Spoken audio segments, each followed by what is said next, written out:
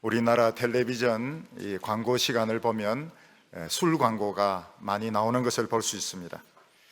머리가 길고 아주 아름답게 생긴 젊은 여성이 소주 잔을 들고 얼마나 맛있게 술을 마시는지, 또 마시고 난 뒤에 인상도 얼마나 예쁘게 찡그리는지, 그 모습만 보면 너도 나도 소주를 마시고 싶은 이런 생각이 들 정도로 멋있게 선전을 합니다. 물론 그 여성은 많은 미인들 중에서 뽑힌 여성이고, 또 그 비싼 모델료를 받고 그 술선전에 나왔기 때문에 어떻게 보면 참 출세한 것이라고 볼 수 있지만, 조금만 더 깊이 생각해 보면 그 소주를 마시고 얼마나 많은 사람들의 인생이 망가지며, 얼마나 많은 사람들이 가정이 깨어지며, 얼마나 많은 사람들이 죄를 짓는지 생각하면 너무너무 지금 끔찍한 짓을 하고 있는 것입니다. 예쁘게 입안에 털어놓고 인상 찡그리는 것까지 너무너무 지금 무서운 짓을 하고 있는 것입니다. 그래서 술의 해독을 아는 사람이라면 그 여성에게 너가 앞으로 얼마나 무서운 벌을 받으려고 그 아름다운 얼굴을 가지고 술선전을 하느냐, 당장 때려치우라고 이야기를 할 것입니다. 전에 어떤 분은 한평생 담배를 많이 피우셨는데 결국은 폐암에 걸려서 돌아가시게 되었습니다. 그분은 자기가 담배를 많이 피운 것에 대해서 굉장히 후회를 했습니다. 다른 분들은 그냥 그렇군 하고 죽는데 이분은 그렇게 후회를 많이 하셨습니다.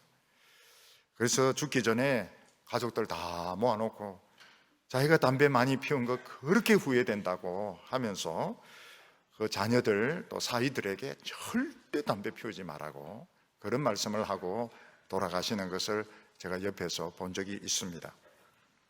사람들이 짧은 기간만 보면 그게 너무너무 멋있는 것 같고 너무너무 잘하는 것 같고 참 성공한 것 같지만, 긴 인생을 통해서 보면 너무너무 잘못하고 있고 너무너무 실수를 하고 있고 나중에 보면 크게 후회가 되는 이런 일들이 많이 있는 것입니다. 우리가 인간 행복의 조건을 세 가지를 들라고 한다면, 첫 번째는 건강을 들 수 있습니다. 사람이 신체적인 장애가 없고 큰 병이 없이 오래오래 살 수 있으면 아마 그것보다 더 행복한 일은 없을 것입니다. 그리고 두 번째 행복의 조건이라고 하면 역시 결혼을 잘 하는 것입니다. 아주 결혼의 조건이 좋고, 그리고 인물도 좋고, 그리고 사랑하는 사람과 결혼해서 오래오래 해로하면서 산다면 세상에 그것보다 더 복된 것은 없을 것입니다. 그리고 세 번째 조건, 행복의 조건이라고 하면 세상에서 성공하는 것이고 돈을 많이 버는 것이고 높은 지위를 얻는 것일 겁니다. 사람들은 그것을 얻기 위해서 주야로 공부하고 주야로 노력하는 것을 볼 수가 있습니다. 근데 예수님께서는 이 행복의 조건 세 가지를 하나씩 다 부정을 하셨습니다. 예수님은 뭐라고 말씀하셨는가 하면, 건강하게 오래 사는 것이 좋은 것이 아니고 오른손이 범죄하면 오른손을 잘라버리라. 너희들이 온 몸을 가지고 건강하게 지옥불에 던져지는 것보다는 팔 하나 없이 천국 가는 것이 훨씬 낫다고 말씀하셨습니다. 예수님께서는 오른눈이 죄짓게 하면 오른눈을 뽑아버리라고 말씀하셨습니다. 양눈을 가지고 죄짓다가 지옥에 던져지는 것보다는 눈 하나 없이 혹은 둘 보지 못하고 천국 가는 것이 훨씬 낫다고 말씀하셨습니다. 그렇지만 예수님의 제자들 중에서 오른눈을 뽑은 사람은 하나도 없고 오른손이나 발을 잘란 사람은 아무도 없었습니다. 오히려 예수님은 눈먼 사람들 많이 눈을 뜨게 하셨고 일어서지 못하는 장애인들을 많이 고쳐주셨습니다. 그렇지만 예수님은 건강이 전부가 아니라고 말씀하셨죠. 차라리 장애를 가지고 있고 병을 가지고 좀 고통스럽게 살더라도 천국 가는 것이 훨씬 낫다고 말씀하셨습니다. 예수님께서는 참 조건이 좋고 인물도 좋고 사랑하는 사람과 만나서 해로하는 것이 참 좋은 행복이라는 것을 부정하지 아니하셨습니다. 그러나 아무리 이 세상에서 인물 좋은 사람과 만나고 아무리 오래 같이 사랑하며 산다 하더라도 지옥 가면 아무 소용이 없는 것입니다. 아무리 아름다운 사람, 아무리 멋진 사람과 만나서 결혼했다 하더라도 늙습니다. 그리고 결국은 죽음이 찾아오게 됩니다. 예수님께서는 이 세상에서 혹시 독신으로 산다 하더라도, 그렇게 결혼 생활이 행복하지 못한다 하더라도 천국 가는 것이 훨씬 낫다고 말씀하셨습니다. 예수님께서는 이 세상에서 성공해서 돈을 많이 버는 것을 벌고 성공하는 것에 대해서 예수님께서는 아주 강하게 부정을 하셨습니다. 얼마나 강하게 부정하셨는가 하면 부자는 천국 가기가 굉장히 어렵다고 말씀하시면서 마치 낙타가 바늘구멍 들어가는 것보다 더 어렵다고 말씀하셨습니다. 낙타가 바늘구멍 들어가는 것은 불가능합니다. 부자는 천국 못 간다는 소리인 겁니다. 그러면 우리가 이걸 한번 진지하게 생각해 볼 필요가 있습니다. 우리는 아예 가난해야 되는지, 성공하지 말아야 되는지, 학생들은 공부 하나도 하지 말아야 되고 사업하지 말아야 되는지, 우리가 게으르고 무능한 것이 정말 천국 가는 조건인지, 재산은 한 푼도 없이 탈탈탈 털어가지고 써버리고 남 줘버리는 것이 이게 정말 천국 가는 조건인지 우리가 진지하게 생각해 볼 필요가 있습니다. 우리가 성경은 그렇게 읽습니다. 부자는 천국 가기 어렵다. 낙타가 바늘구멍 들어가기보다 더 어렵다. 그렇지만 다 지금 부자가 되려고 하고 부자가 되어 있고 그걸 굉장히 지금 자랑스럽게 생각하고 있습니다. 그러면 이거 어떻게 천국 갈 수 있는 건지 없는 건지, 예수님이 요구하는 것이 뭔지, 지금이라도 재산 다 팔아서 알거지가 되라는 것인지 이거를 알아야 되는 것입니다. 오늘 여기 첫 번째로 예수님이 우리에게 던진 숙제가 뭐냐 하는 것을 생각해 볼 필요가 있습니다. 어떤 사람이 아주 그 어려운 시험에 통과해서 합격했을 때 우리는 뭐라고 말합니까? 저 사람은 정말 바늘구멍을 통과했어. 너무너무 어려운 그런 경쟁을 통과했어. 이렇게 이야기합니다. 어떤 학생이 대학을 지원하는데 경쟁률이 너무너무 높습니다. 그리고 성적이 너무너무 높은 성적을 요구합니다. 그런데 그 학생이 턱 합격을 했습니다. 그러면 주위 사람들이 뭐라고 말합니까? 아, 저 학생은 대단해. 바늘구멍 같은 경쟁률을 뚫고 합격을 했어. 그러면서 사람들이 아주 부러워하고 칭찬을 할 것입니다. 어떤 사람이 사업을 하는데 그 기술 개발이 굉장히 어렵습니다. 입찰이 너무너무 어렵습니다. 회사를 세우는 게 너무너무 어렵습니다. 그런데 열심히 노력해서 그 기술 조건이 다 합격이 되고 입찰에 합격해서 회사가 이제 성공했을 때 사람들은 뭐라고 말합니까? 저 사람은 정말 바늘구멍 같은 이런 어려움을 통과해서 성공한 사람이야. 그러면서 사람들은 부러워하고 칭찬을 할 것입니다. 요즘은 그렇지 않지만 저희들이 어렸을 때 할머니나 어머니가 바느질을 하려고 하면 이 바늘구멍에 실을 넣어야 됩니다. 근데 할머니나 어머니는 이제 눈이 어두워가지고 이 실을 넣는 것이 이게 굉장히 어려웠습니다. 그럼 이제 눈이 밝은 저희들에게 이 실을 좀 바늘구멍에 넣어라 이렇게 하는데 그게 굉장히 어려워요. 바늘을 딱 세워놓고 주의를 집중시켜서 도 닦듯이 떨리면 안 되고 탁 이렇게 통과해야 침을 묻혀가지고 탁 이렇게 통과해야 이게 이제 통과가 되는 것입니다. 저는 그걸 잘했습니다. 저는 침 묻히가 통과하는데 성공을 많이 했습니다. 근데 예수님은 뭐라고 말씀하셨는가 하면 부자가 천국 들어가는 것은 바늘구멍 들어가는 것보다 더 어렵다고 하면서 큰 낙타가 바늘구멍 들어가는 것보다 더 어렵다고 말씀하셨습니다. 우리가 이 세상에 보면 참 예수 믿는 것보다 쉬운 거 없습니다. 예수 믿는 건 누구든지 예수 믿으면 다 천국 갈 수 있다고 말했습니다. 예수 믿는다고 하면 다 세례주고 또 좀 있으면 집사도 되고 또 나중에 되면 장로도 되고 또 신학교 가서 목사도 되고, 오히려 우리가 보기에는 세상에 성공하는 것이 바늘구멍 통과하는 것보다 더 어려운 겁니다. 예수 믿는 것은 참 쉽고 누구든지 교회에 나와서 세례 받으면 다 천국 가는 것이고 이건 바늘구멍도 아니고 정말 세상에서 공부해서 성공하고 운동으로 성공하고 기업에서 성공하는 거, 바늘구멍 통과, 낙타가 바늘구멍보다 통과하는 게 더 어려운 것이 세상에 성공하는 것이 우리가 보기엔 더 어려운 것입니다. 여러분, 피겨스케이팅이나 또는 바이올린이나 피아노나 공부로 또는 사업으로 성공하려고 하면요, 진짜 얼마나 어려운 관문을 통과해야 되는지 모릅니다. 우리나라 유명한 이런 선수들을 보면은 10,000명, 10만 명, 어떻게 보면 100만 명 중에 한 명 나올까 말까 한 그런 기술을 가지고 올림픽에 금메달을 땁니다. 삼성전자라든지 애플 같은 이런 회사의 최고 경영자들은 정말 몇천만 명 중에서 한 명 나올까 말까, 그것도 어려운 그 기술의 관문을 통과하고 경쟁을 통과해서 그런 세계적인 대기업을 이룬 것입니다.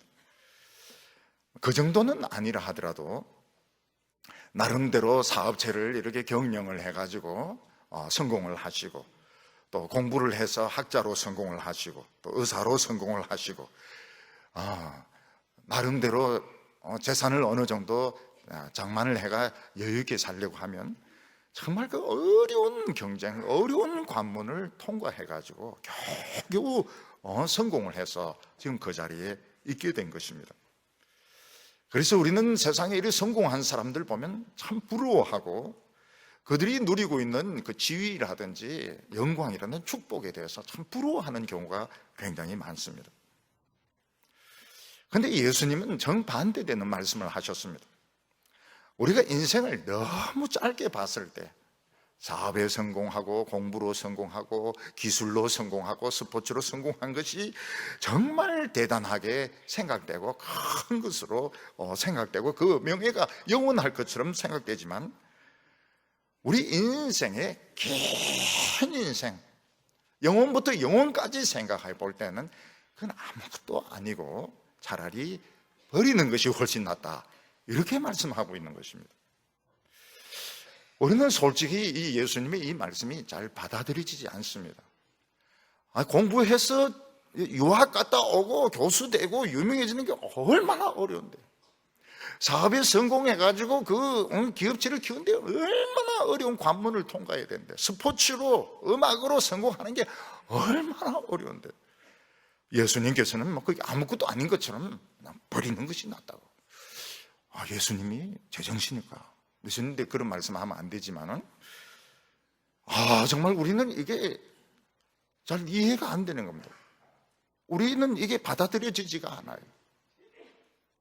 그래도 예수님의 말씀이니까, 우리가 죽은 뒤에 진짜 뭐가 있길래, 도대체 죽은 뒤에 천국에 뭐가 기다리고 있길래 예수님은 여기 있는 거 그냥 다 버리는 게 낫다고 말씀하시는 거예요.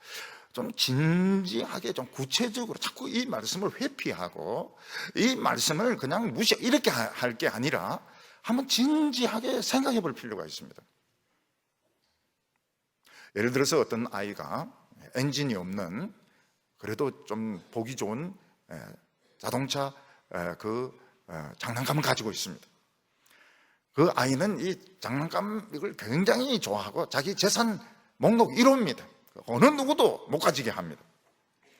그런데 어떤 사람이 훨씬 더 좋은 장난감, 예를 들어서 무선으로 조정하면 막 하늘을 날아다니는 헬기를 선물로 준다면, 그 아이는 그 엔진이 없는 자전거 그냥 버리고 그 공중을 날아다니는 그 헬기, 무선 조종 헬기 장난감을 받으려고 할 것입니다. 예수님께서는 우리가 이 세상에 공부로 성공하고 사업으로 성공하고 스포츠나 음악으로 성공하는 것이 어렵고 대단한 일이란 걸 예수님은 모르는 것이 아닙니다.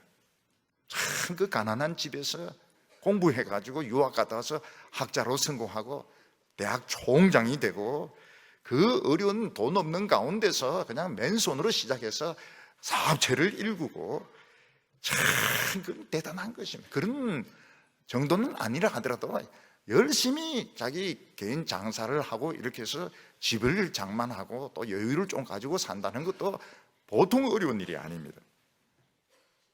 그런데 예수님은 뭐라고 말씀하시는가 하면, 지금 하나님이 주시려고 하는 것은 지금 그거하고 비교되지 않는 어마어마한 것이기 때문에 그 지금 쥐고 있는 것을 그냥 버리는 것이 낫다고 말씀하시는 겁니다.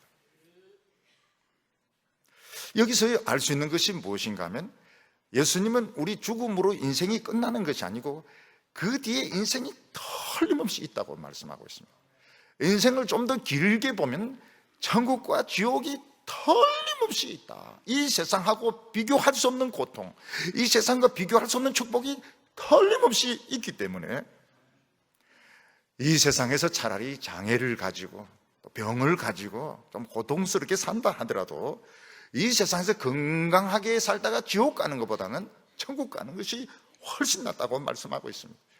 이 세상에서 아무리 뜨거운 사랑을 하고 아무리 연애를 잘하고 아무리 잘생기고 결혼 조건이 좋은 사람하고 결혼해서 오래오래 산다 하더라도 지옥 가면 아무 소용이 없다는 것입니다. 좀 결혼 생활이 행복하지 못해도 때로는 독신으로 산다 하더라도 천국에 가는 것이 진짜 복된 것이라고 말씀하셨습니다. 한 걸음 더 나아가서 인간이라면 다 열심히 노력을 해서 좋은 학교를 나오려고 하고 보다 나은 삶을 살기 위해서 열심히 장사하고 열심히 노력하는 것은 이건 누구든지 해야 되는 일인 것입니다. 전에 어떤 산악인이 아주 고생스럽게 에베레스트 산 이런 걸 여러 개를 기어 올라갔습니다. 그래서 기자가 물었습니다. 왜 그렇게 그 산을 올라가냐? 이렇게 물으니까 그 사람이 대답하길 산이 있기 때문에 올라간다고 대답했습니다. 별다른 이유가 없고 산에 올라가고 싶고 산을 정복하고 싶기 때문에 그래서 자기는 올라간다는 것입니다. 마찬가지로 당신은 왜 그래 공부하느냐? 왜 그래 돈을 버느냐? 왜 그래 성공하려고 애를 쓰느냐? 잘 살고 싶기 때문에, 성공하고 싶기 때문에, 우리 높은 지위에 올라가서 더 영향력 있는 삶을 살고 싶기 때문에 그렇게 한다. 그건 어느 누구에게나 당연한 것입니다. 우리 인간의 본능 속에는 높아지고 싶고 성공하고 싶고 유명하고 싶은 본능이 다 있습니다. 본능에 속하는 겁니다. 아기를 키워보면 좀 기어다니기 시작하면 높은 데를 자꾸 기어 올라갑니다. 이게 아기의 본능입니다. 아기들은 높은 데로 자꾸 기어 올라갑니다. 내려가는 애는 없어요. 계단을 내려가다가 이제 뒹굽니다. 뒹굴어서 웁니다. 대개 아이들은 위로 올라갔었는데 못 내려와서 울고 있습니다. 우리 인간들은 성공하려고 하는 게 본능입니다. 돈을 벌어서 부자가 되고 유명해지는 것이 본능입니다. 그런데 예수님은 우리의 그 본능, 우리의 상식, 우리의 욕망과 전혀 반대되는 말씀을 하시는 겁니다. 그게 뭔가 하면 우리가 성공하고 돈을 많이 벌어가지고 유명해지게 된 것이 천국에 들어가는 데 도움이 되는 것이 아니고 큰 걸림돌이 되고 못 들어갈 가능성이 많다고 말씀하셨습니다. 우리에게 중요한 것은 도대체 이게 무슨 말이냐는 것이 무슨 말이냐. 학생들 보고는 공부하지 말라는 말이냐. 기업하는 사람들에게 있어서는 망해란 말이냐. 지금 우리 집을 가지고 있는 사람 다 팔았어. 쫄딱 망해란 말이냐. 도대체 무슨 뜻이냐. 그걸 자꾸 회피하려고 하지 말고 자꾸 외면하려고 하지 말고 정면으로 한번 부딪혀 볼 필요가 있는데 이게 지금 무슨 말씀을 예수님이 요구하고 있는지 두 눈을 똑바로 뜨고 직면해 볼 필요가 있는 것입니다. 어떤 부자 청년이 있었는데 예수님을 찾아와서 내가 무슨 선한 일을 해야 영생을 얻을 수 있습니까? 이렇게 물었습니다. 이 사람은 젊은 나이인데도 불구하고 부자였습니다. 부모로부터 많은 재산을 상속받았는지 아니면 자신이 크게 사업에 성공했는지 모르겠지만 젊은 나이인데도 불구하고 부자였고 사회적인 지위도 있었고 아주 명망이 높은 사람이었습니다. 근데 이 사람이 영생에 대해서 관심을 가지고 있었고 또 선한 일을 하기를 원하고 있었습니다. 예수님은 이 부자 청년에게 너가 영생에 들어가려면 하나님의 계명을 다 지켜야 돼 이렇게 말씀하셨습니다. 그러니까 이 부자 청년이 예수님에게 묻습니다. 무슨 계명을 말씀하십니까? 그러니까 예수님께서 살인하지 말라, 간음하지 말라, 도둑질하지 말라, 거짓말하지 말라, 부모를 공경하라, 내 이웃을 내 몸처럼 사랑하라, 이 계명을 말한다고 말씀했습니다. 그랬더니 이 부자 청년이 뭐라고 말하면, 그건 제가 어렸을 때부터 다 지킨 계명입니다, 이렇게 말했습니다. 그러면서 내가 또 부족한 것이 있습니까? 내가 뭐가 부족합니까? 이렇게 물었습니다. 이걸 보면 이 부자 청년은 어렸을 때부터 신앙생활을 아주 착실하게 한 사람입니다. 계명을, 하나님을 안 믿고 막 세상적인 그런 방식으로 산 사람이 아닙니다. 예수님께서는 이 부자 청년에게 너에게 딱 한 가지 부족한 것이 있다고 말했습니다. 딱 한 가지. 내가 온전하려고 하면 딱 한 가지를 해야 되는데, 그 한 가지가 머리를 쇠망치로 때리는 것 같은 엄청난 충격이었던 것입니다. 그게 뭔가 하면, 네가 가진 재산을 팔아서 가난한 자에게 주고 너는 나를 쫓으라는 것입니다. 주님은 이 청년에게 너 한 가지가 딱 부족한데, 그 한 가지가 엄청난 것이었습니다. 이 청년이 가진 소유, 이 청년이 가진 재산, 이거 돈으로 바꾸어서 가난한 사람들에게 다 주고 너는 맨손이 되어서, 알거지가 되어서 나를 따라오라는 것입니다. 여러분, 우리가 재산이 좀 있다고 합시다.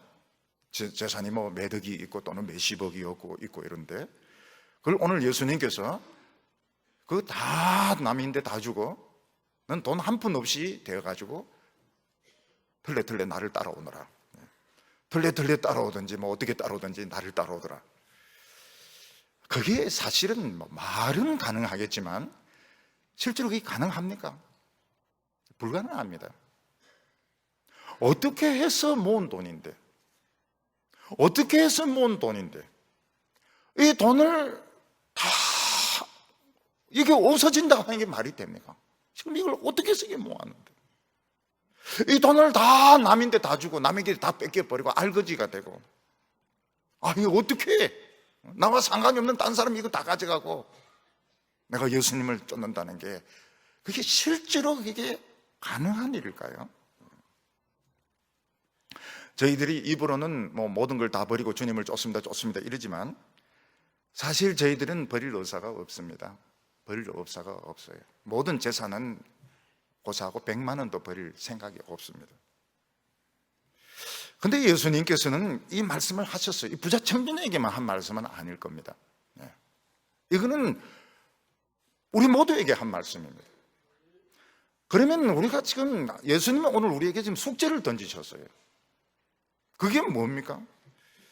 성공하지 말라는 말인지, 학생들에게 너 공부하지 마라, 공부하지 말라 말인지, 사업하지 말라는 말인지, 아니면 열심히 성공해놓고 어느 순간 다 포기해라는 말인지, 아니면 이걸 비유로 생각해가지고 버리는 심정으로 공부도 내 것이 아니고 회사도 내 것이 아니다, 그런 생각을 가지고 그런 선한 관리자로 살아라는 비유의 뜻인지, 우리가 이걸 분명히 할 필요가 있는 것입니다.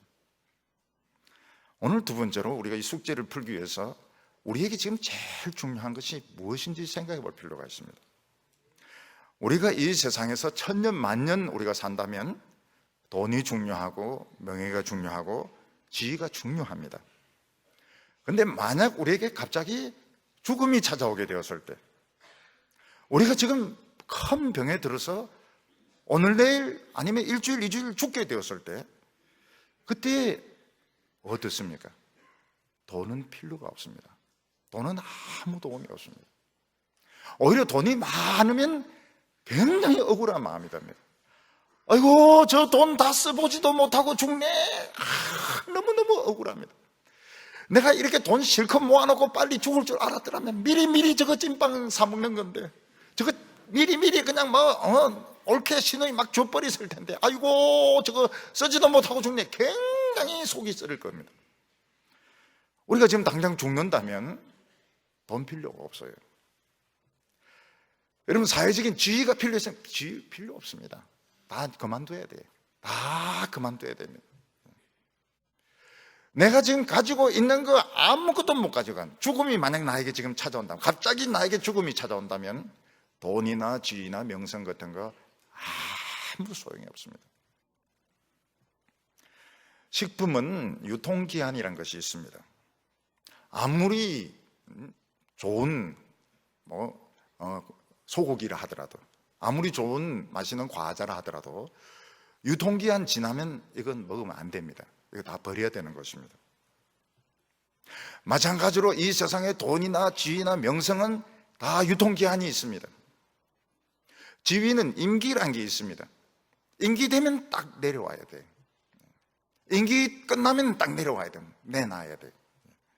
돈이나 명성 같은 건 살아있는 동안 유통기간이 있습니다. 목숨이 딱 끊어지는 순간 어떠냐면, 아무리 부자든지 아무리 그 사람이 똑똑하든지 병원에서는 똘똘똘 밀어가지고 영안실에 냉동고에 딱 집어넣습니다. 그리고 이제 며칠 지나면 사람들이 이제 와가지고요, 옛날에는 와서 밤샘다고, 요즘 그런 것도 없어요. 와가지고 그냥 국화꽃 하나 해놓고 국 한 그릇 퍼먹고 그냥 담배 피우다가 그냥 다 가버립니다. 그리고 며칠 뒤에 이제 그 장례식 하는데 화장을 하든지 땅에 파묻어요. 그러면 끝나는 거예요. 끝납니다. 자기가 가졌던 모든 자식이 가지든지 딴 사람 부인이 가지든지 아니면 폐기 처분하든지 하나도 못 가져갑니다. 왜냐하면 유통기한이 끝났기 때문에 그렇습니다. 예수님은 이것을 너무너무 잘 알고 계셨습니다. 우리는 이 세상에 옷이나 돈이나 물건이 너무 아까워서 붙들고 죽을 때까지 발발발발 떱니다. 집이나 땅은 깔고 앉아서 발발발발 떱니다. 그때 딱 적는 순간 다 뺏기는 겁니다. 싹 다 뺏깁니다. 자기가 가지고 갈 수 있는 것은 아무것도 없습니다. 다 끝납니다. 유통기간이 끝나는 것입니다. 그래서 이 돈이나 명성이나 지위는 유통기한이 끝난 그런 고기나 그런 과자나 그런 식품과 같은 것입니다. 그런데 예수님은 뭐라고 말씀하십니까? 참 너희들이 오해하고 있다고. 죽었다 해서 인생이 끝난 것이 아니고 죽은 그때부터 새 인생이 시작되는 것입니다. 그때부터 진짜 지식과 진짜 명예와 진짜 젊음과 진짜 사랑은 죽은 뒤부터 시작된다는 겁니다. 긴 인생을 살펴보면 죽은 뒤부터 진짜 길고 긴 인생이 시작되는데, 살아있는 동안 돈이나 명예에 붙들고 바들바들 떨면 어떻습니까? 못 가진다는 겁니다. 진짜 인생을 못 가진다는 겁니다.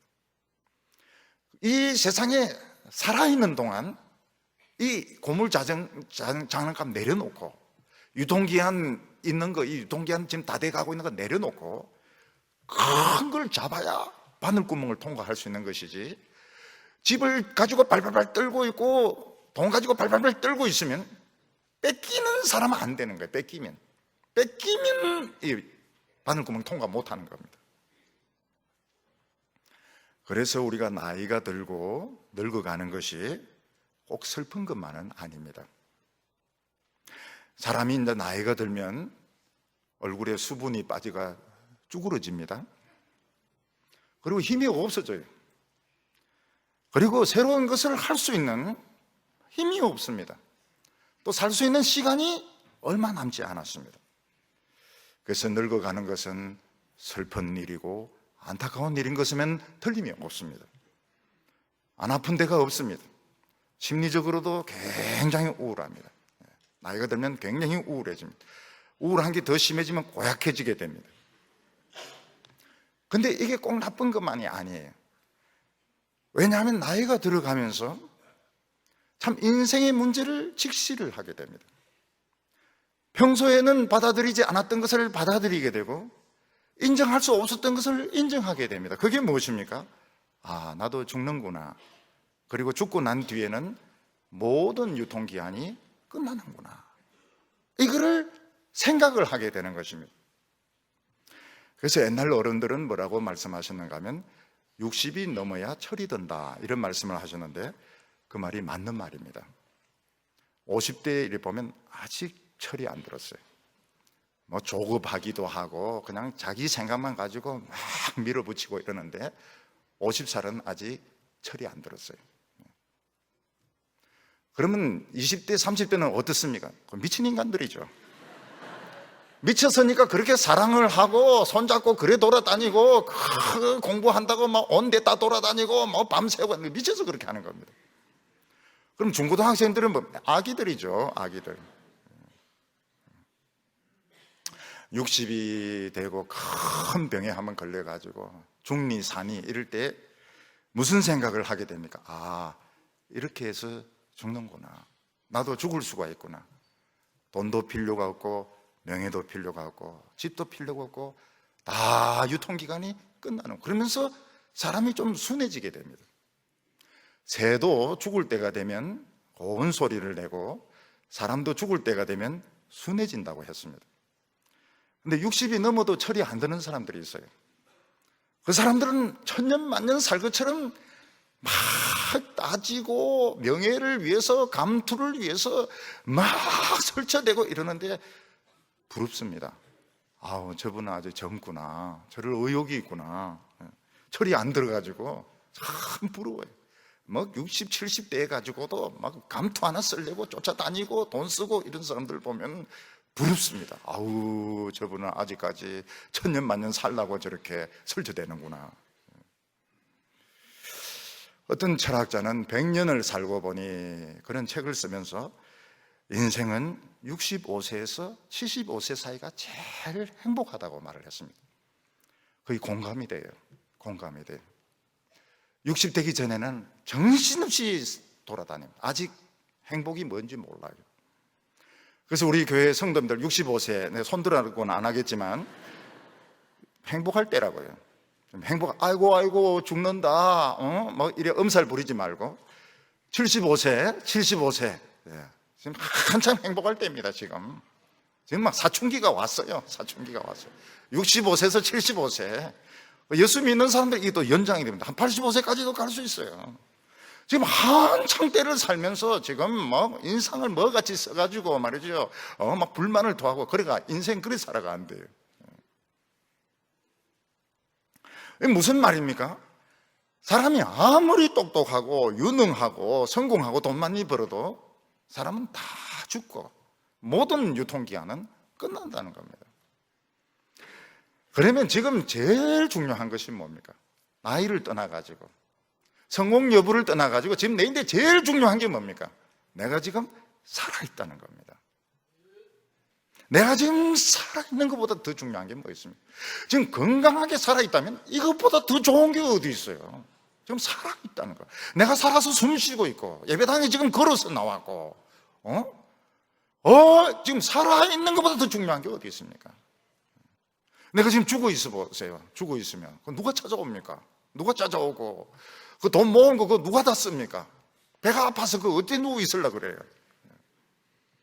지금 이 예수님이 말씀하시는 게 뭐 돈을 버리라 말아라 성공하라 하지 마라 그걸 떠나가지고 지금 중요한 것은 지금 내가 살아있는 것보다 더 중요한 게 없어요. 남이 옳든 틀리든 이 짓을 하든 저 짓을 하든 그 지사장이고 남의 일 간섭할 필요가 없어요. 잘생겼든 못생겼든 그 지 일이고 내 살아있는 게 얼마나 지금 좋은데요. 아멘입니까? 예수님 뭐라고 말씀하셨습니까? 온 천하를 얻고도 자기 생명을 목숨을 잃으면 무슨 소용이냐고. 쉽게 이야기해요. 온 천하를 얻고 세계적인 대기업을 경영하고 세계적인 학자가 되는데도 지 죽으면 무슨 소용이 있냐고요. 소용이 없어요. 지금 오늘 우리에게 중요한 것은 돈을 떠나서 성공을 떠나서 학벌을 떠나서 내가 살아있는 것이 제일 중요한 겁니다. 박사라 해서 더 오래 사는 것도 아니에요. 부자라고 해서 더 오래 사는 것도 아닙니다. 지금 내가 지금 나이가 들었건 젊건 지금 살아있다. 얼마나 감격스럽습니까? 저는 그걸 경험해 봤어요. 살아있는 거 좋더라고요.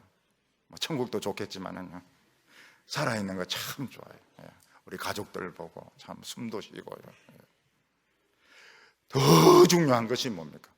내가 지금 살아서 하나님을 알고 하나님을 믿고 있다는 거, 이거 얼마나 좋은 줄 몰라요. 하나님은 온 세상을 만드시고 하나님은 모든 생명을 만든 창조주이십니다. 여러분, 회사라든지 학문이라든지 뭐 이 세상에 이런 문화 같은 거는 인간이란 피조물이 만든 피조물입니다. 피조물의 피조물입니다. 돈이라든지 성공은 피조물의 피조물입니다. 먹고 싸고 그 싼 것이 지금 그 세상의 명예고 그거 돈이고 그런 것입니다. 근데 하나님은 어떤 분이십니까? 모든 것을 만드신 분입니다. 그 하나님을 내가 믿고 있다는 게 얼마나 대단한 겁니까?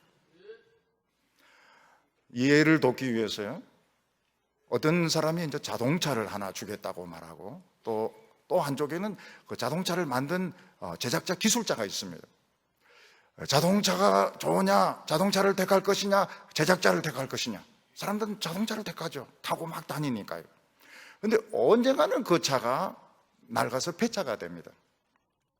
근데 자동차 그 제작자, 그 기술자, 디자이너는 자꾸 새 차를 만들어냅니다. 메르세데스 벤츠도 보면 자꾸 이렇게 변합니다. 안 변하려고 해도 자꾸 변하게 돼 있습니다. 자꾸 변합니다. 우리가 자동차, 이 눈에 보이는 거 이거를 택하면 결국은 폐차가 되고 이건 유통기한이 끝나지만은, 하나님은 자꾸 우리 새 인생을 만들어 주시고요, 새로운 젊음을 만들어 주시고 새로운 축복을 만들어 주시니까 하나님을 믿는 것보다 더 좋은 게 없습니다. 예수님이 부자 청년에게 내 재물을 포기하고 나를 쫓으라고 말씀하셨습니다. 그 돈과 예수님을 지금 비교를 하고 있는 것입니다. 이 부자 청년에게는 재산이 참 중요합니다. 이 재산 때문에 그는 유명해지게 되었고 높은 지위를 얻게 되었습니다. 근데 예수님은 어떻습니까? 예수님, 이 세상에 예수님보다 더 아름다운 분은 없고, 예수님보다 더 학식 있는 분은 없고, 예수님보다 더 능력 있는 분은 없습니다. 예수님은 하나님의 아들이시고 하나님이십니다. 누구든지 예수님을 한번 보기만 하면 예수님께 홀딱 빠지게 되어 있습니다. 예수님은 너무너무 아름다운 분이십니다. 그걸 예수님의 제자들은 그 변화산에서 봤던 겁니다. 여기가 조사오니, 여기가 조사오니. 예수님을 한번 보기만 하면, 그분의 지혜와 그분의 능력과 권세를 한번 보기만 하면 이 세상 거는 아무것도 아닌 겁니다. 이 플라톤이라는 사람은 원래 귀족 출신입니다. 그리고 정치를 하려고 뜻을 가지고 있었습니다. 근데 플라톤은 소크라테스를 만나고 나서 정치의 꿈을 버립니다. 특히 소크라테스가 법정에서 변론하는 것을 보고서, 야, 이 소크라테스의 사상이 대단하구나. 그래서 정치의 그 뜻을 버리고 그 소크라테스가 한 말을 모아가지고 대화록으로 책을 펴내게 됩니다. 그래서 플라톤의 책은 이제 끝에 가서 한두 권 빼놓고는 전부 대화록으로 되어 있습니다. 그러니까 소크라테스가 제자들하고 대화를 나눈 그 내용을 전부 모아가지고 책으로 여러 수십 권 나왔습니다. 그리고 플라톤은 세계적인 대철학자가 되었습니다. 저는 이 플라톤의 대화록을 읽으면서 참 놀란 게 뭔가 하면요, 보통 이런 책들은 보면 잘 이해가 안 돼요. 내용이 어려워서 잘 이해가 안 되고, 또 그걸 기억이 잘 안 납니다. 그래서 다른 사람에게 인용을 할 정도가 되려고 그러면 두 번, 세 번 정독을 해야 됩니다. 근데 이 소크라테스의 대화록을 보면 어떤가 하면, 한 번 그냥 대화를 읽으면 싹 이해가 되고 잊혀지지가 않아요. 그걸 보면서, 야, 이 대화록이라고 하는 것은 참 뛰어난 이런 방법이구나, 그걸 알게 되었습니다. 학교에서 아무리 강의를 해서 노트에 적어도 다 잊어먹습니다. 근데 대화는 잊혀지지가 않아요. 플라톤은 소크라테스를 만나고 그리고 그 모든 대화를 기록해서 세계적인 철학자가 되었습니다. 소크라테스가 잘생겼습니까? 추남 중에 추남입니다. 정말 못생긴 사람이 소크라테스입니다. 소크라테스 돈 있습니까? 돈 번 적이 없어요. 소크라테스 자기가 이야기합니다. 나는 한 번도 돈 번 적이 없다. 그 부인이 얼마나 사람 싫어하는지 몰라요. 그리고 소크라테스는 모든 걸 다 알지 못했습니다. 사실은 어문문입니다. 소크라테스는 다 어문만 던지고 죽은 겁니다. 그리고 나중에 동미나리 물 마시고 처형을 당하게 됩니다. 그런데 그 소크라테스를 만나고 플라톤은 모든 걸 다 버리고 세계적인 철학자가 되었습니다. 근데 예수님은 어떻습니까? 예수님은 아름다워요. 예수님은 아름다워요. 그래서 샤론의 수선화라고 이야기하고 있지 않습니까? 변화산에서 예수님의 모습을 한번 보고는 베드로, 요한, 야고보는 죽은 것 같이 되었다 그랬습니다. 너무너무 영광스럽고 아름다워서 죽은 것처럼 되었고, 사도 바울은 예수 믿는 사람들 잡아서 가두려고 가다가 눈이 멀어버렸고, 여기가 좋사오니 너무너무 아름다웠던 것입니다. 예수님은 권세와 종기와 영광과 능력과 영생을 가진 하나님이셨습니다. 우리가 예수 믿는 것은 이걸 가지는 것입니다. 우리 하나님을 믿는다는 것은 무엇입니까? 영원한 창조자를 내 아버지로 모시는 것이고, 하나님의 재산과 하나님의 능력을 내 것으로 가지는 것입니다. 하나님께서 우리에게 뭐라고 말씀하고 계십니까? 요 세상 짧은 인생만 보면 술 마시고 담배 피우고 돈 벌고 유명해지고 이게 참 성공한 것 같지만 그게 아니라는 겁니다. 예수님을 한번 만나기만 하면 정신이 없어요. 아무것도 필요가 없습니다.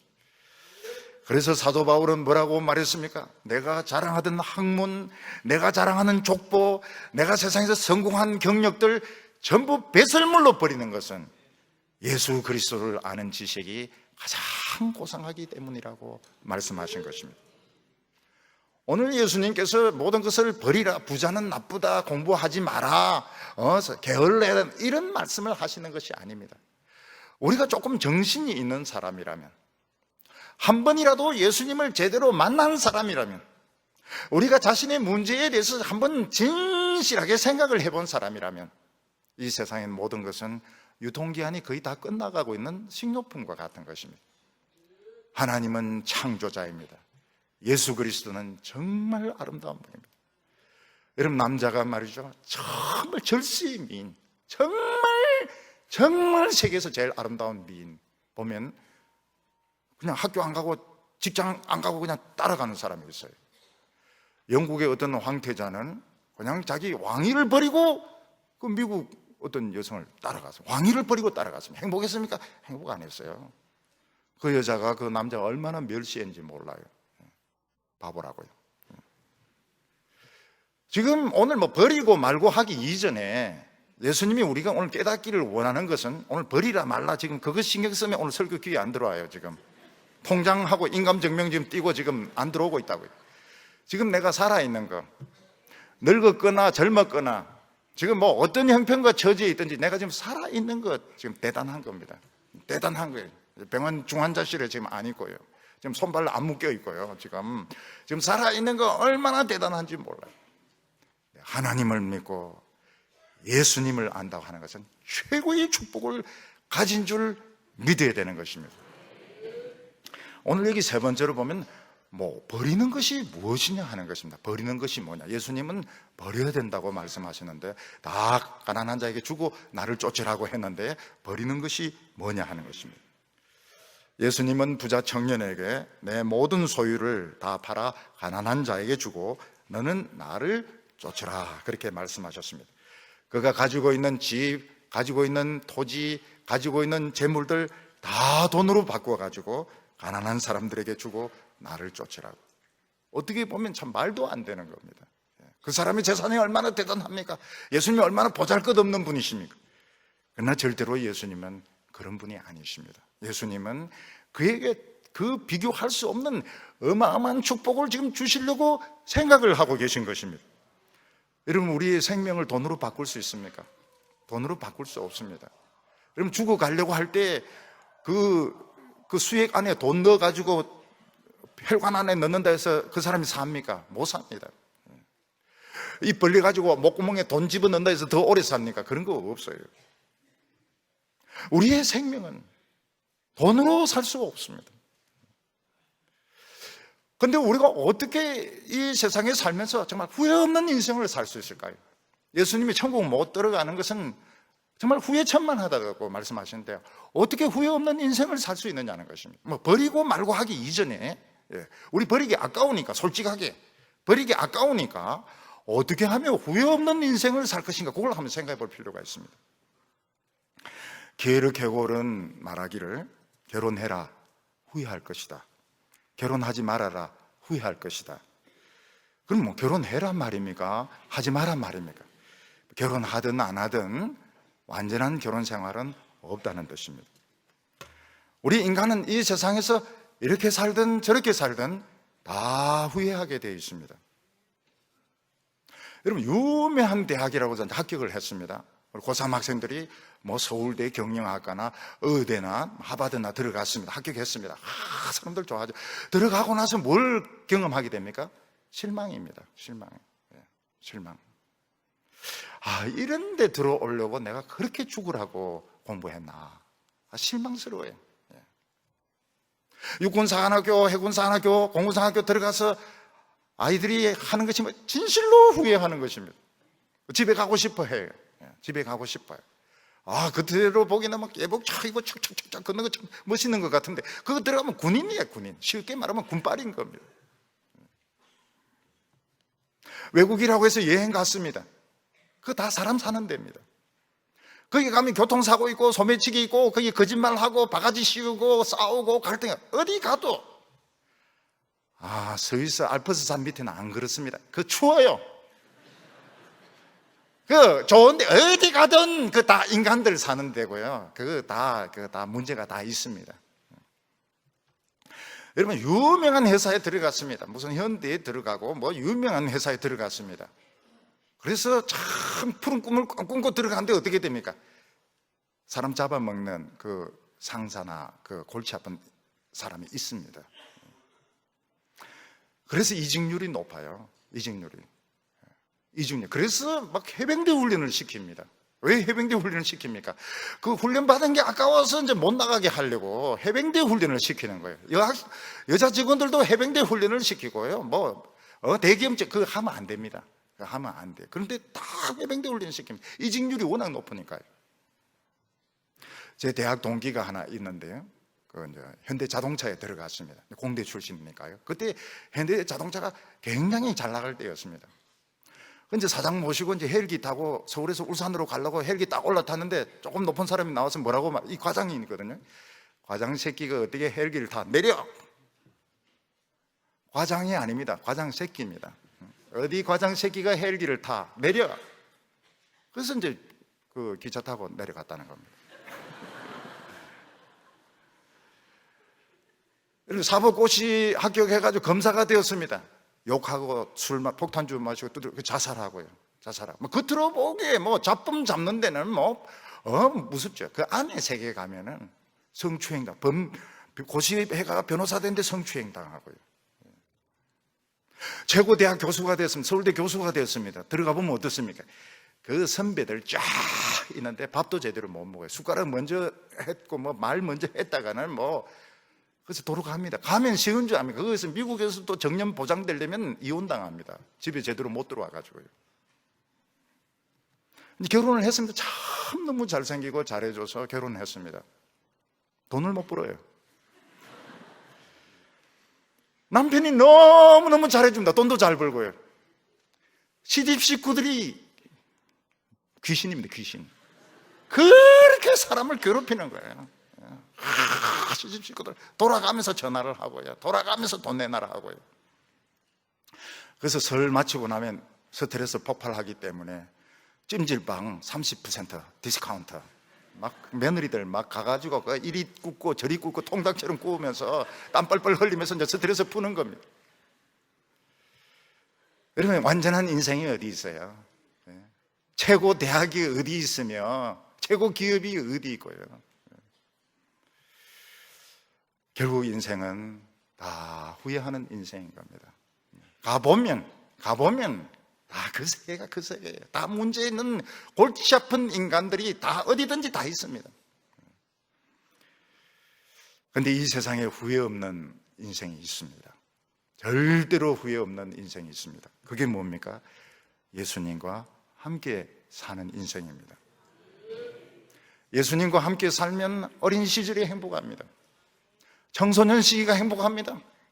어린이 시기에 성경학교 너무너무 재미있습니다. 설교가 재미있습니다. 노는 것이 재미있습니다. 수박 깨먹는 것이 재미있습니다. 수련회, 중고등부 수련회 가서 막 재미있습니다. 여학생들하고 게임하는 거 재미있습니다. 청년회 때 막 재미있습니다. 여러분, 장년이 돼가지고도 성가대 봉사하고 성가대 야외하고 노년이 돼가지고도 너무너무 행복합니다. 저는 그걸 경험을 했습니다. 저는 예수님 없이 살 때는 행복하지가 않았어요. 너무 후회스럽고요. 모든 분들이 다 그렇고 너무 부끄러운 기억들이 많고요. 미친 인간처럼 살은 것 같고요. 너무 후회스럽고요. 근데 예수님하고 있는 동안 부흥이 있습니다. 저는 군대 생활 너무너무 재미있게 했습니다. 군대가 재미있는 게 아닙니다. 군대 재미있는 게 아니에요. 교회를 진해에서 부산에 있는 교회를 찾아가가지고 거기서 중고등부 막 섬기는데 부흥이 일어나니까 군대가 너무너무 재미있는 겁니다. 대학원 때 너무너무 재미있었습니다. 공부가 재미냐 천만의 말씀입니다. 공부 재미있다는 사람 다 거짓말쟁이입니다. 진실로 거짓말쟁이입니다. 공부 재미없습니다. 교회 봉사하니까요 너무 재미있고요. 주일학교 봉사하니까 너무 재미있고요. 저는 서울에서 개척교회 하면서 너무 행복했습니다. 개척교회 하기 전에 7년을 평신도로서 정말 어렵게 지내도 행복했어요. 대구에 와서 정말 행복했습니다. 동북에 참 행복했습니다. 부흥이 일어나니까요.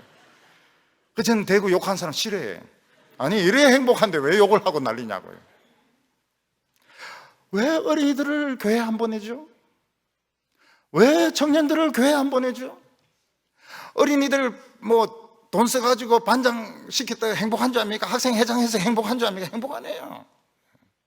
좋은 학교 보냈다 해서 행복한지 행복 안 해요. 이 세상은 결혼해도 행복 안 하고 안 해도 행복 안 하고요. 반쯤 결혼해도 더 행복 안 하고요. 예수님과 같이 있으면 부흥이 일어나. 성가대 봉사할 때도 좋았고요. 저는 성가대 할 때 너무너무 좋았어요. 그리고 성탄절 때 제가 또 뽑히지 않았습니까?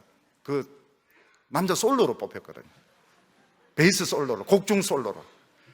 제가 한 달을 연습했습니다. 한 달. 피눈물 나는 연습을 내가 부르려고 하는 순간 애가 하나 쫓아오면서 난로를 딱 집어차는 겁니다.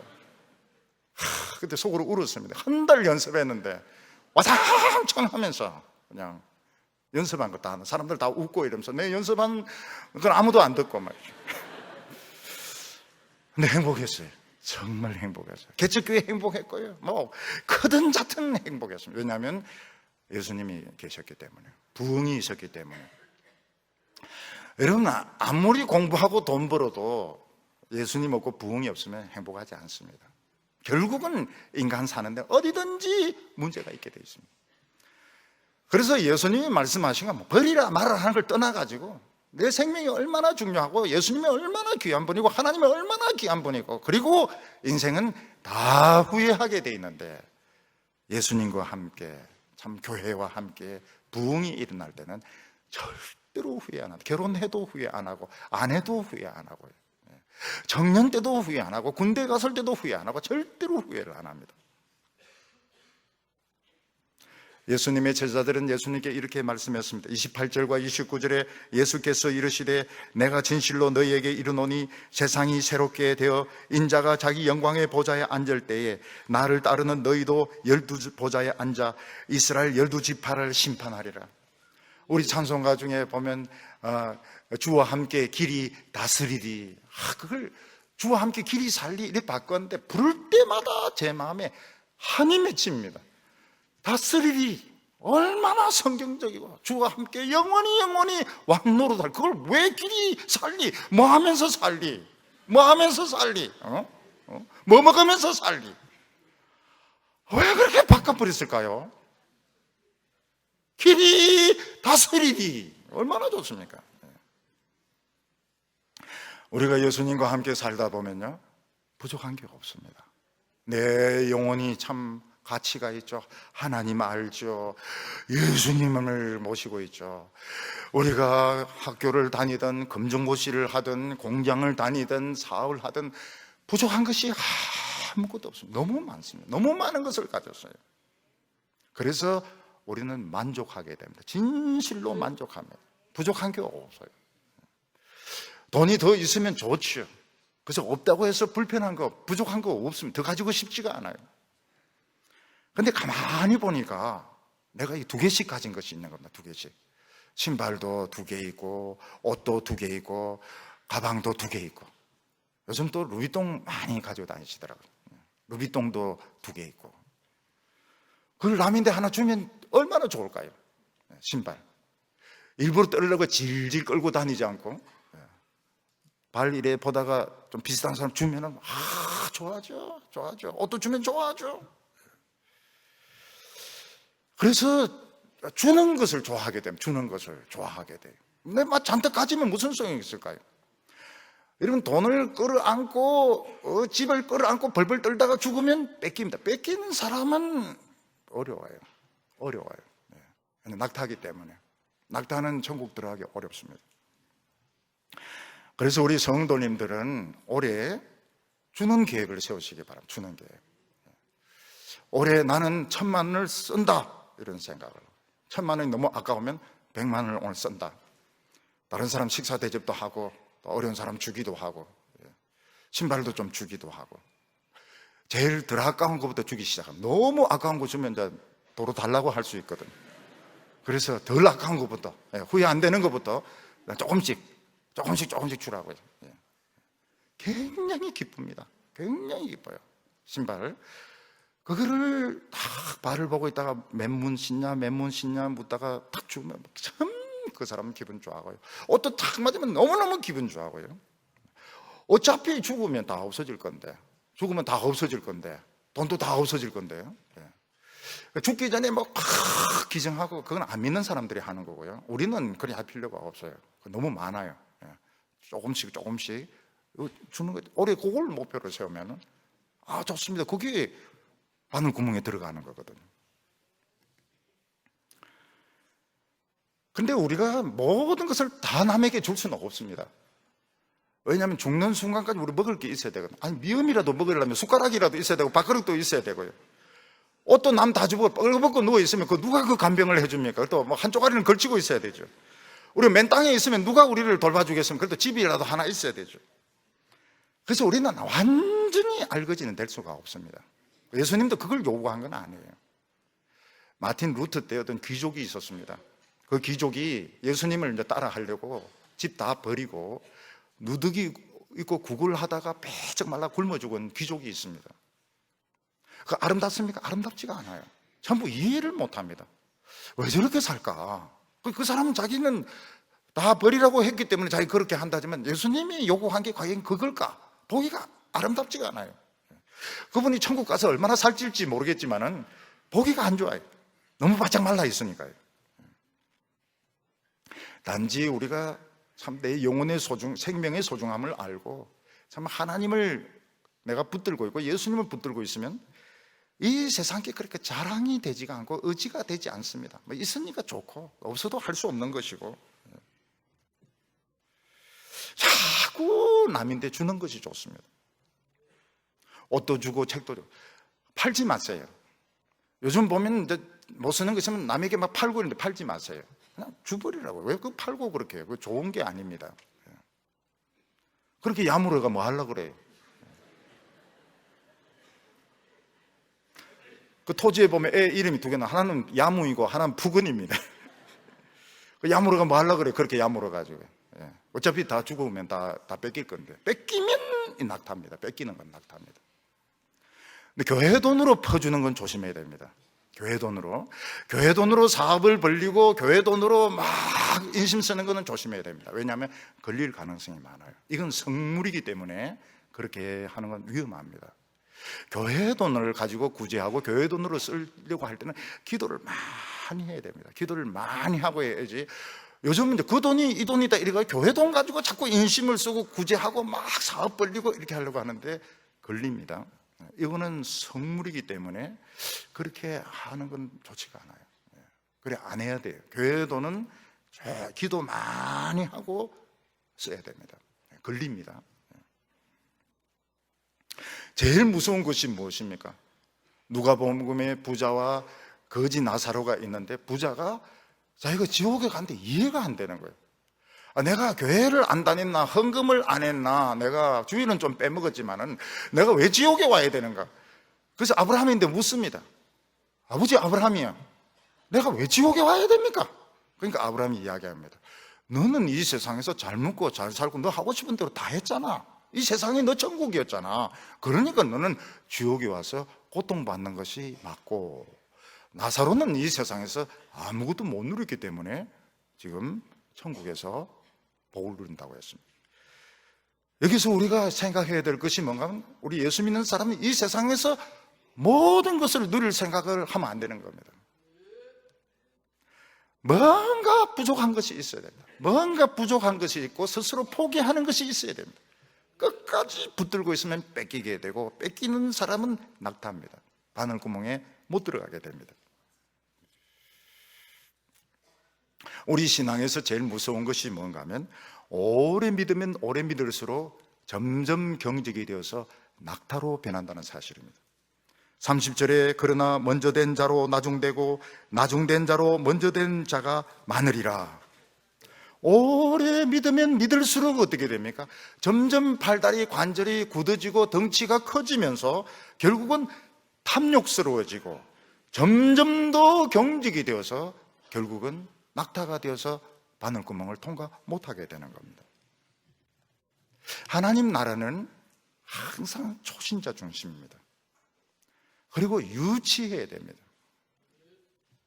나는 오래 믿었고, 나는 관록이 높고, 나는 지위가 높다, 이런 벌써 낙타입니다. 그래서 신앙은 유치해야 됩니다. 근데 대부분은 유치한 걸 싫어해요. 어른스러운 걸 좋아합니다. 어른스러운 걸 좋아해요.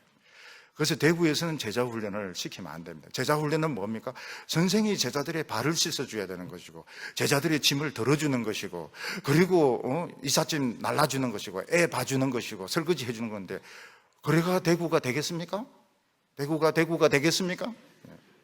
성경 공부하고 나서 남자들 보고 설거지 해라 이러면은 남자들이 막 얼굴이 찌그러지고, 그 남자를 키운 엄마들이 막 화를 냅니다. 우리 아이를 어떻게 공부시키는데 설거지를 시키는 거고, 그렇게 해서 막 화를 냅니다. 그래서 대부분은 제자 훈련을 하면 안 되는 거예요.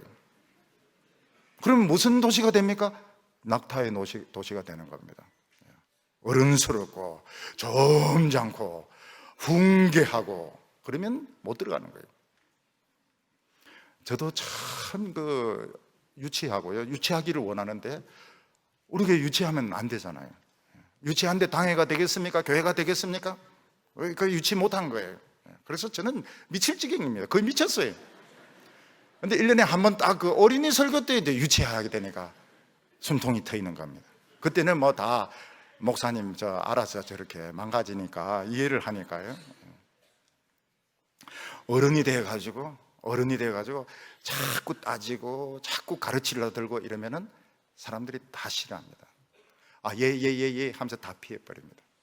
그리고 뒤에서 뭐라고 말합니까? 영감팽이라고 합니다. 팽자나무로 변하는 겁니다. 좋아할 사람 아무도 없습니다. 그럼 어떤 사람을 좋아합니까? 만만한 사람을 좋아해요. 만만한 사람. 아주 만만하고 나이가 덜고 이래도 만만한 사람을 좋아하지, 까다롭고 따지고 이러면은 상대를 안 합니다. 그리고 낙타입니다. 낙타가 돼가지고 결국은 바늘구멍에 못 들어가요. 세상에서 명예나 자랑 주릉주릉 걸치고 천국 들어가려고요, 택도 없는 소리 못 들어갑니다. 오늘 우리가 알은 것이 뭡니까? 딴 거 복잡하게 생각하면 내 생명이 귀중하구나, 예수님이 참 아름다운 분이시구나, 하나님이 이 모든 것의 창조자구나, 예수님과 함께 하면 부족한 것이 없구나. 그래서 올해 한 해는 쓰는 계획을 세워야 됩니다. 돈을 쓰는 계획을. 올해는 1,000만원을 써버리겠다. 정말은 속이 떨리면 100만원, 그것도 아까면 10만원, 안 그러면 만원. 자관 옷이나 가방이나 남 줘버리고 아까우면 새로 사버리면 되잖아요. 목사님, 그런 돈이 어디 있습니까? 그 믿음이 있어야죠. 그 믿음도 없이 그 남주가 되겠습니까? 여러분, 오래 믿어서 어깨에 힘주고 가르치고 훈계하고 낙타들입니다. 그러다 성질까지 더럽고 절대로 안 돼요. 절대로 안 돼요. 천국 가가지고도 또 그런 짓 그대로 합니다. 여기서 하던 짓을 거기 가서도 그대로 합니다. 베드로 잡고 따지고 막달라 마리아 잡고 따지고 이러는데 천국에 견디지 못할 겁니다. 세상의 자랑들 다 유통기한 다 끝나가고 있습니다. 여러분, 오늘 하나님 붙들고 내 생명 붙들고 주님과 함께 후회 없는 멋진 인생 살아서 영원히 12지파와 천사들을 심판하고 다스리는 성도들 다 되시기를 바랍니다. 기도드리겠습니다. 거룩하신 하나님 아버지, 우리에게 예수님을 보내주셔서 감사합니다. 우리가 눈이 멀어서 이 세상에 있는 것들이 전부인 줄 알고 벌벌 떨면서 집착하면서 살았는데, 주여 저희들에게 눈이 열리게 하여 주셔서 저 영원한 천국과 하나님의 생명과 젊음과 그 모든 부귀와 지식과 영화를 보게 하여 주시고 이 세상에서 후회 없는 인생을 살게 하여 주시옵소서. 예수님의 이름으로 기도하옵나이다.